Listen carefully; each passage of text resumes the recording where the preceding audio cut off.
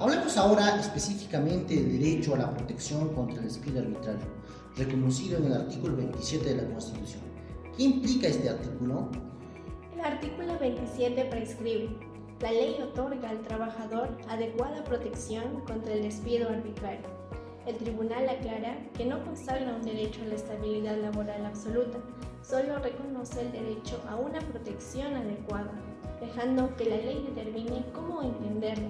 Por eso se le considera un derecho constitucional de configuración legal. El tribunal señala que esta protección adecuada puede ser configurada por el legislador desde dos perspectivas, una sustantiva y otra procesal. Desde la perspectiva sustantiva, el legislador puede optar por una protección preventiva, buscando evitar el despido arbitrario, por ejemplo, exigiendo causa justa y procedimiento previo. Esto se ve en el régimen público, Decreto Legislativo 276, y parcialmente en el Decreto Legislativo 728, con el procedimiento previo establecido en su artículo 31, que prohíbe despedir sin imputar la causa justa y dar plazo para la defensa. El tribunal ya había establecido que la omisión de este procedimiento previo vulnera el debido proceso y justifica la reposición.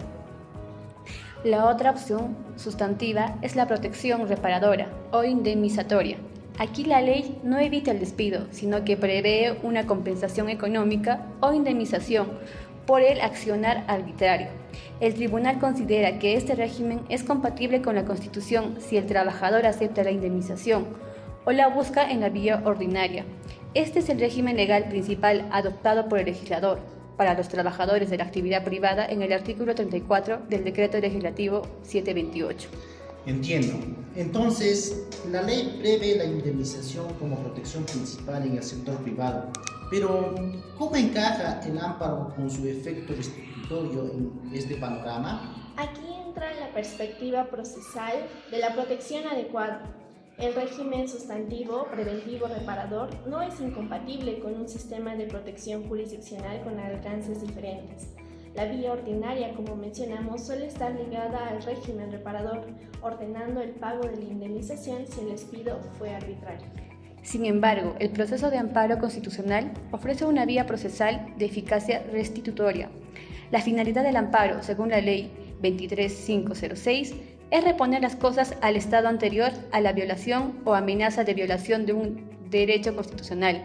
En el ámbito del amparo, este estado anterior no es el pago de una indemnización, sino la restitución del trabajador a su puesto.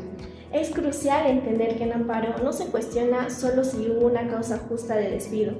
Lo que se cuestiona es si en el despido hubo motivo ilícito que suponga la utilización del despido como vehículo para violar un derecho constitucional.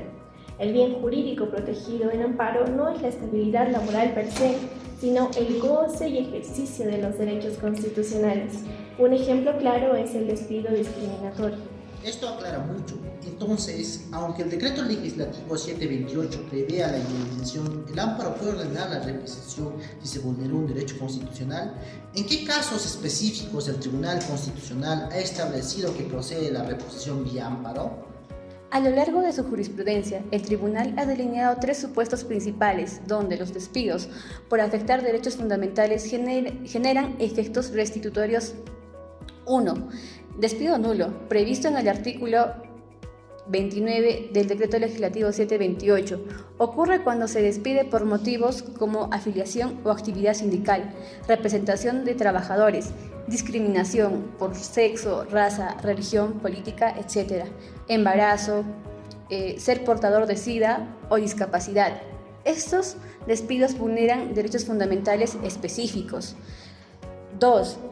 El despido incausado, modalidad establecida por la propia jurisprudencia de tribunal. En el caso Telefónica, se produce cuando se despide al trabajador sin expresarle causa alguna, ya sea verbalmente o por escrito. Esta cautela el derecho fundamental al trabajo. 3. El despido fraudulento, también establecido por la jurisprudencia del tribunal en el expediente 628. Ocurre cuando el despido se realiza con ánimo perverso y auspiciado por el engaño, contrario a la verdad y la buena fe, incluso si formalmente se imputa una causal y se sigue el procedimiento. Es fraudulento si se imputan hechos notoriamente inexistentes, falsos o imaginarios, o una falta no prevista legalmente, violando el principio de tipicidad, o si la extinción se produce con un vicio de voluntad o mediante la fabricación de pruebas.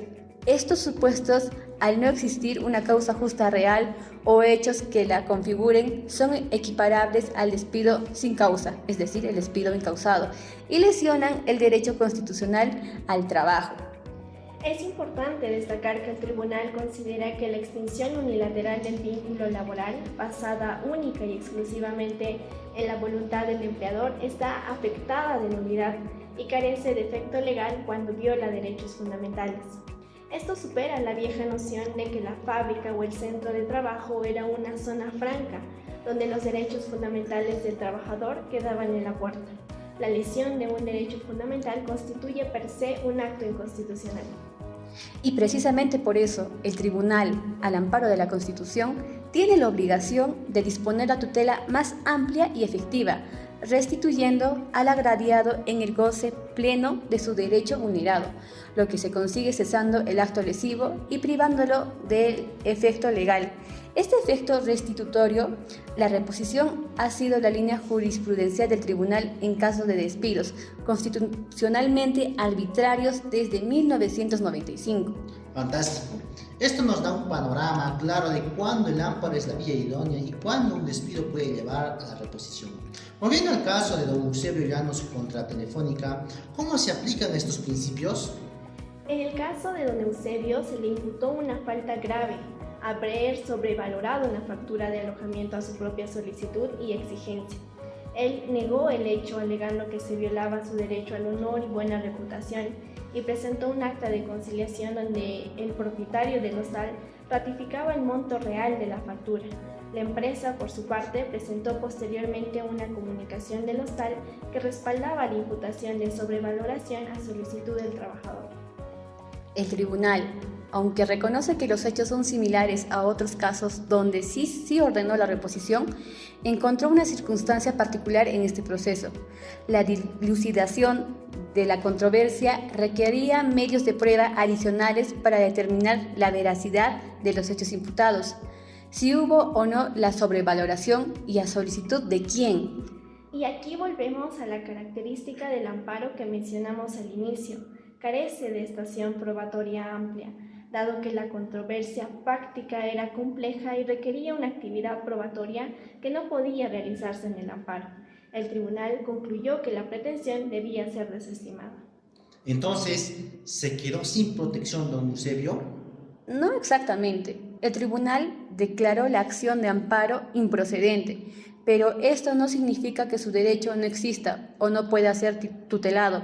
El tribunal expresamente dejó a salvo el derecho del actor para que lo haga valer conforme a ley. Esto implica que don Eusebio pueda acudir a la vía ordinaria, la vía laboral en este caso, para discutir los hechos y así presentar las pruebas necesarias y buscar la protección que corresponda.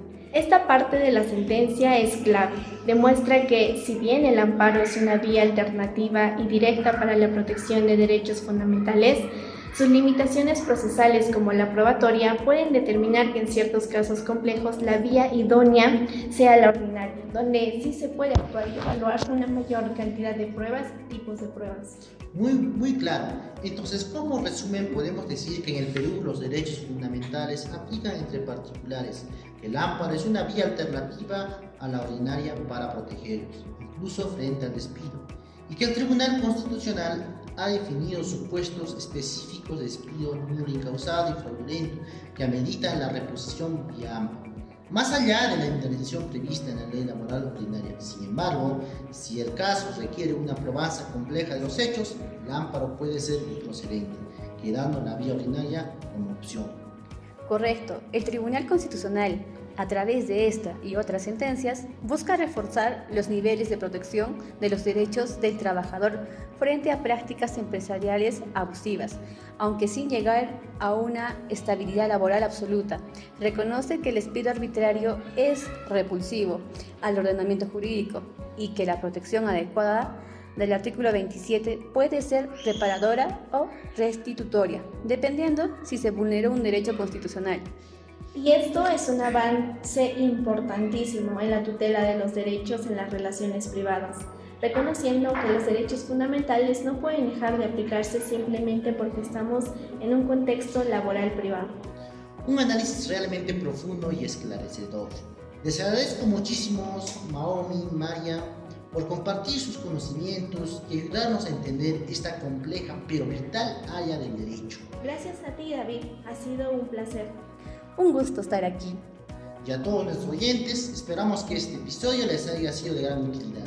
Los invitamos a seguirnos para más análisis sobre los temas de derecho constitucional. Hasta la próxima.